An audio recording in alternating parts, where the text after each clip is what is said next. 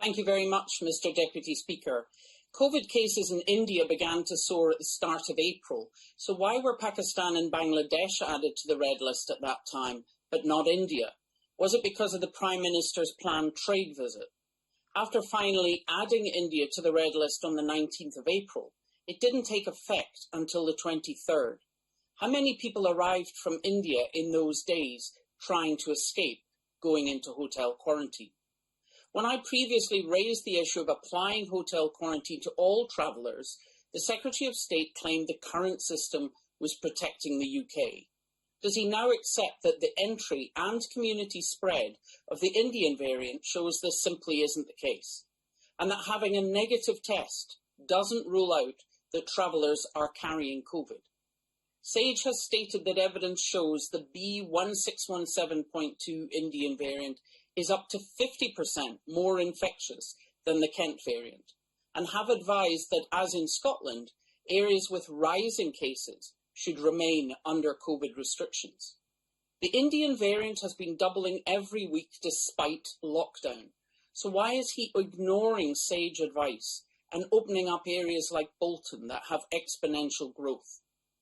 Thankfully, this variant doesn't show significant vaccine resistance, but he must know it isn't possible to outrun the virus through vaccination alone.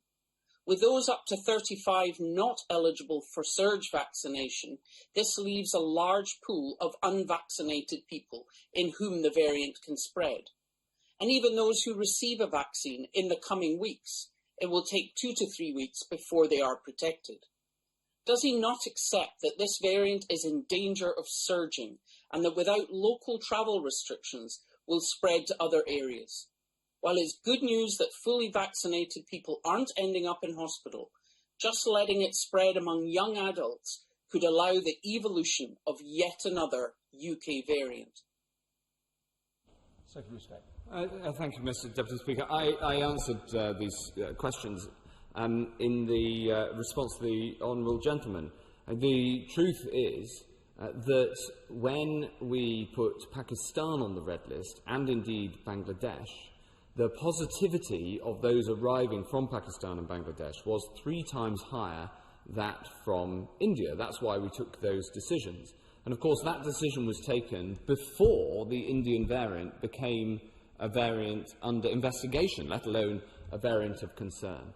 And it's striking that the Scottish Government took a red list decision on India at the same time as we did in the UK Government. So it's all very well to ask questions with hindsight, but you have to base decisions and policy on the evidence at the time. When it comes to how we're tackling this in the UK, she's quite right that it is good news, early news, but good news, that the vaccines do appear to be effective against the B1617.2 variant.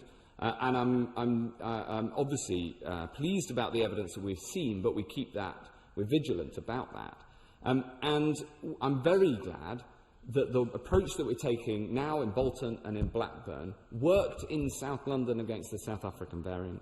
We keep these things always under review, but I think as a first resort, surge testing, going door to door, making sure we find and seek out this virus wherever we can spot it, putting in the extra resources with the armed services who are supporting, that is the right approach whilst we keep this under review. The numbers thus far nationally are still relatively low, and thankfully we have a very, very good surveillance operation across the UK so that we can spot these things early and take the action that we need.